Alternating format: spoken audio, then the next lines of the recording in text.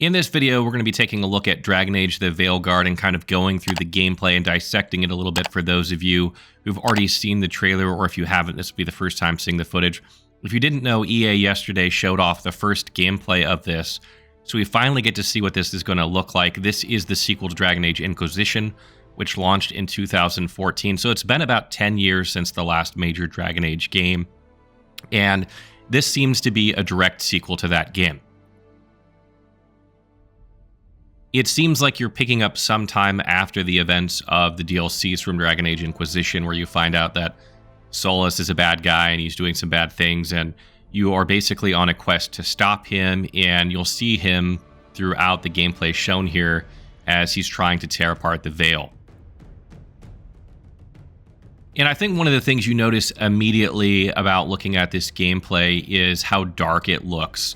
Obviously, it's at night, so it being dark is not a big surprise here, but the game itself has kind of a dark fantasy feel, not a high fantasy feel. Dragon Age games have typically been on the darker fantasy side of things than high fantasy, so this is not unusual. But it's nice to see that it kind of continues to have that dark fantasy feeling. Additionally, we see a couple of familiar characters. We obviously have Varric, who is one of the stars of Dragon Age. He's a fan favorite for a reason. His one-liners are amazing. Harding returns from Dragon Age Inquisition. This time it looks like she's going to be able to be a companion, so you're going to have her in your group for part of the game. And you also have Neve here, who is another companion that you can have. It looks like you're going to have up to 2 companions in your group, which is not surprising. And you can see from dialogues so far that there's going to be approval and disapproval, which means that, all the things that you expect from Dragon Age are going to be there.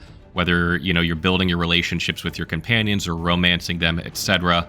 It looks like all those elements that are a huge part of Dragon Age are going to be there. And you can see in the dialogues as well that there are dialogue options and decisions to be made.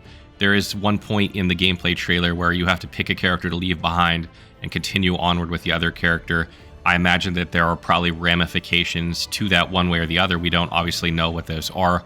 So there are going to be tough decisions in this game. You can see that already, which is great. This is something the gaming industry desperately needs.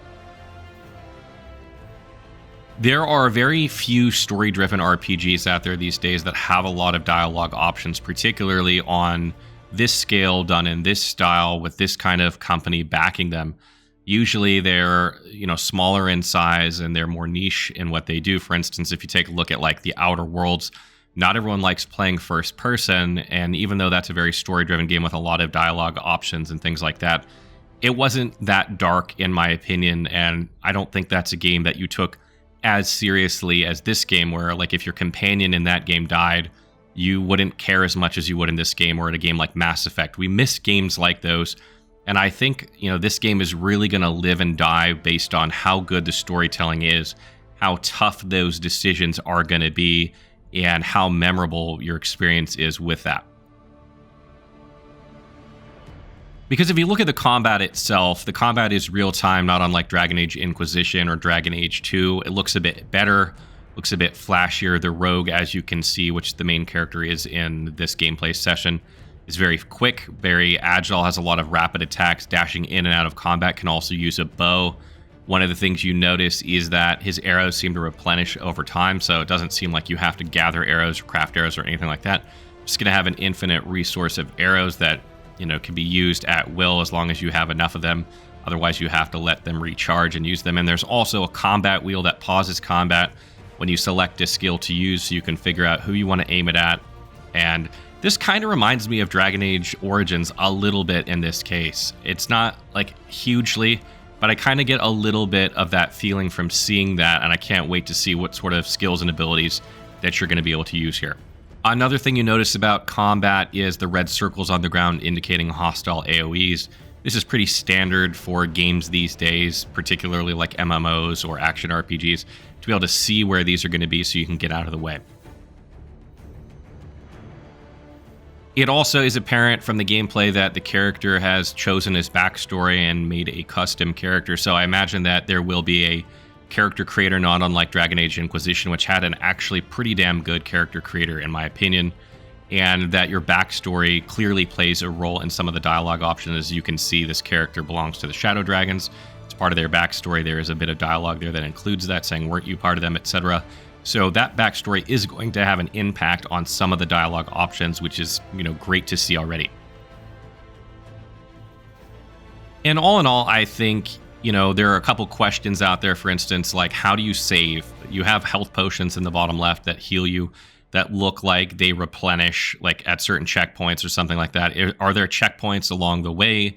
Are there, can you save anytime you want? How do you replenish those HP potions? Do you have to pick them up from chests, or do they drop from enemies or something like that? So there are questions underlying, how that actually works while you're exploring an area where you're fighting. But I think all in all, what you see from the gameplay itself, the combat looks solid enough. It definitely looks better than Inquisition, and honestly, as long as the story and the dialogue and the choices and all that and the general plot of the game is good, I think the combat is good enough to pull you through the game. It's obviously very early on in the game and you're still seeing, basic combat, but I imagine as you unlock better and more skills, it'll get more interesting as your character progresses, so I can't wait to see how that develops. And one thing that I've noticed, too, throughout the gameplay is that it looks like character progression is quite slow. The experience that you get from enemies doesn't seem to move the bar that much. Even for the beginning of the game, it's pretty slow, I think, which likely means that the character level cap is likely 20 or 30 or something like that. You're not going to be probably going up to very, very high levels unless this is an astronomically large game. So I think it's likely that you can assume that the character level will be something like 20 or 30 from what we're seeing so far. So all in all, based on what I've seen so far, I would say that I'm cautiously optimistic. I don't have high expectations for Dragon Age in general. I think a lot of people out there are going to be satisfied with an 8 out of 10 for this game. If that's what the review scores come in, and I think a lot of people would be satisfied with that. We're not expecting a ton. It's been 10 years since the last Dragon Age game. I think the hype for this franchise in general is a lot lower than if this game had come out 5 years ago, etc. And I'm a huge Dragon Age Origins fan. It's one of my top 5 games of all time. Highly recommend playing that game if you haven't already. Still holds up today. Really, really good game. But Dragon Age kind of went downhill with Dragon Age 2, and then Dragon Age Inquisition kind of went a different direction. And it looks like they're going in a completely different direction with this game as well. So it's really hard to know what to expect, but you get a better idea of what you're getting from this trailer. We do know that this game is coming out in fall of this year, which is not that far away at this point. We're talking like 3 to 5 months. So it's probably in the very end stages of development. I would not be surprised if we saw some more gameplay or some more story trailers, or even, hands-on impressions from outlets not too distant future. So you guys can look forward to that. Obviously, this is a game that we'll be covering on this channel as we cover RPGs.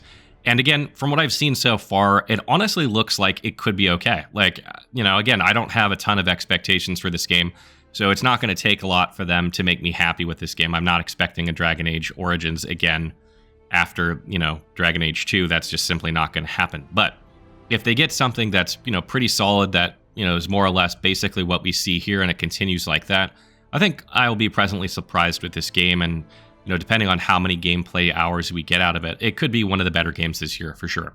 So what do you guys make of Dragon Age the Veilguard so far? I'm curious to know what other people think. There are probably new players to the franchise that are going to be playing this game that, are picking up in the middle of a story. What do you guys make of it so far? And for those of you that are Dragon Age veterans out there that have played all the way since Dragon Age Origins, or maybe you played from Inquisition, what do you guys think so far? How does the game look to you? Did you have lower expectations like I do and will be happy with like an 8 out of 10 or something like that? Or are you expecting even better than that, or you're just going to wait for a sale?